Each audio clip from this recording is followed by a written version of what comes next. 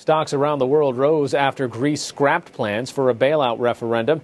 A surprise interest rate cut by the European Central Bank also helped, and so did the news that first-time claims for unemployment benefits in the U.S. fell below 400,000 last week. The Dow Jones Industrial Average gained more than 208 points to close at 12,044. The Nasdaq rose nearly 58 points to close just under 2698. Senate Republicans have blocked another piece of the president's jobs plan. The vote today was on $60 billion to build and repair roads, bridges, and rail lines. Democrats said it would create thousands of construction jobs. Republicans opposed paying for it with a tax surcharge on incomes over $1 million. They said it would hit small business owners.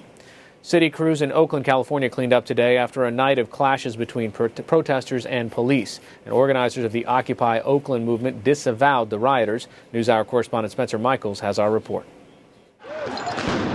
The trouble erupted last night when bands of demonstrators threw firebombs and concrete chunks, occupied a building, and lit bonfires in the street in downtown Oakland.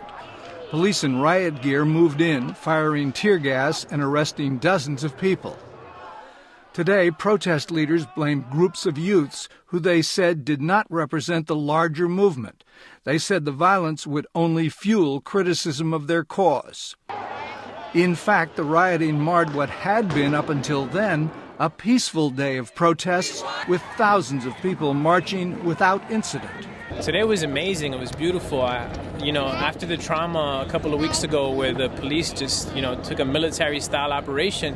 The protests and general strike also stalled maritime activity as thousands of demonstrators swarmed the Port of Oakland, climbing trucks and scaling a metal structure in the port's rail yard.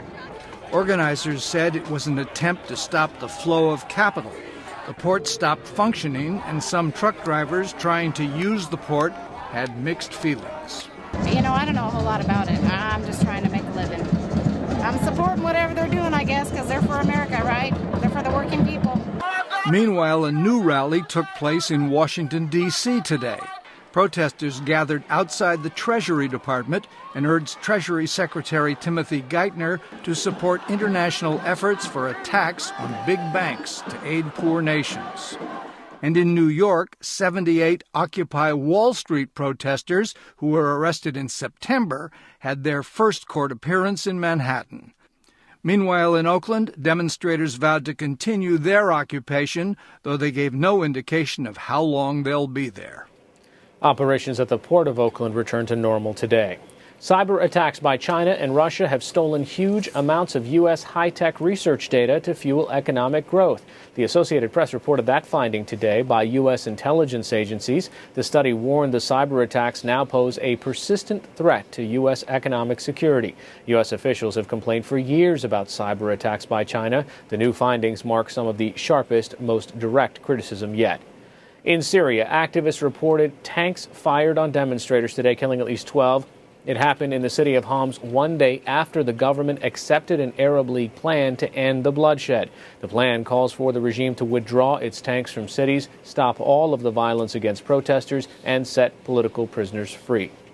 Cubans will soon be able to buy and sell their own property legally. It is the first time that has been allowed since Fidel Castro came to power in 1959.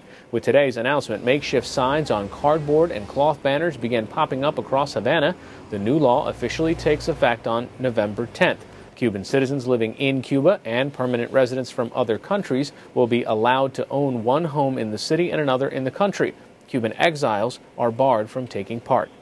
The level of greenhouse gases emitted in 2010 jumped by the biggest amount on record, up 6% from the year before. A new report by the U.S. Department of Energy found emissions were worse than the worst-case scenarios outlined just 4 years ago. Pollution from the United States and China accounted for more than half the increases, and greater manufacturing around the world and travel also were contributors. Those are some of today's major stories.